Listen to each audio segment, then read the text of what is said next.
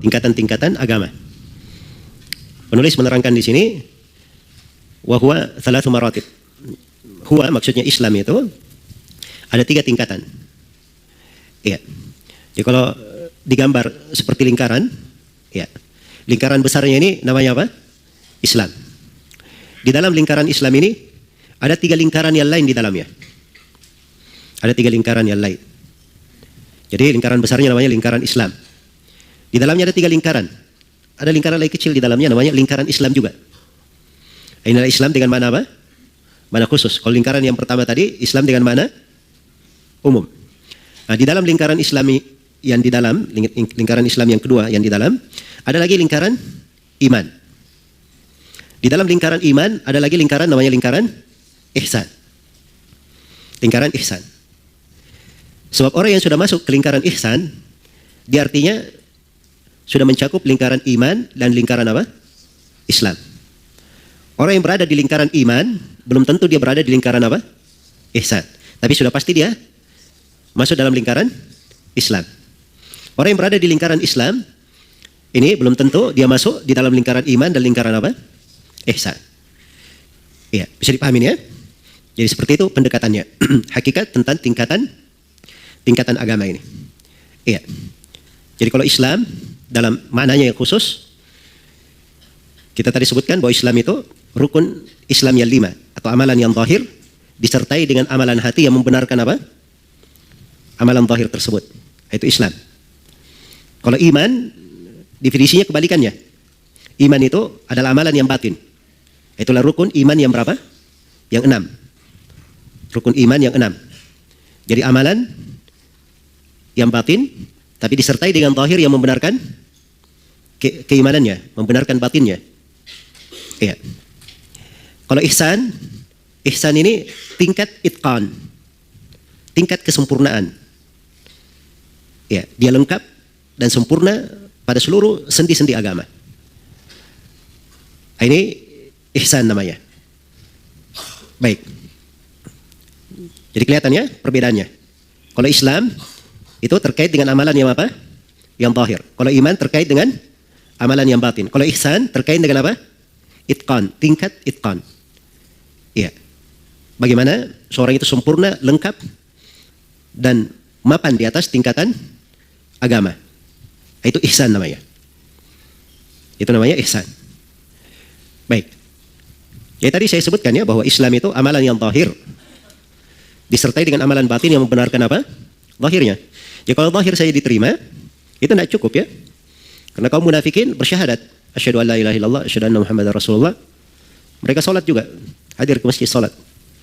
Walaupun salatnya itu malas, ria. Bersedekah juga mereka, keluarkan zakat.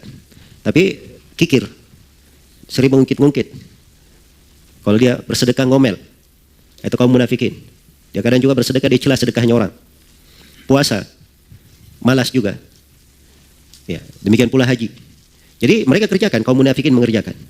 Jadi amalan zahirnya menjadi benar dengan apa? Keimanan dalam hati. Harus ada dari amalan hati yang membenarkan zahir ini. Kalau dalam hatinya disembunyikan kekafiran, maka yang zahirnya tidak bermanfaat. Jelas ya? Sama dengan keimanan. Jadi kalau dia katakan dalam hatinya, dia beriman kepada Allah, para malaikat, kitab-kitab, para rasul, beriman kepada hari akhirat, beriman kepada takdir yang baik dan yang buruk, tetapi dia sendiri tidak ada amalan zahir yang menunjukkan benarnya apa yang dalam hati. Tidak pernah dia sholat. Tidak terdengar dia bersyahadat.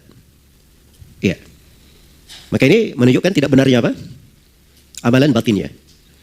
Amalan batin itu benar kalau terlihat pengaruhnya di amalan zahirnya. Harus ada bukti dari amalan zahir yang membenarkan batinnya. Jelas ya? Jadi ini sangat terikat antara Islam dan apa? Iman. Ya kalau ihsan adalah kadar itqan pada iman dan pada Islam dan iman. Begitu dia mungkin sempurna pada iman dan sempurna pada Islam dan imannya, itulah disebut derajat apa? Derajat ihsan.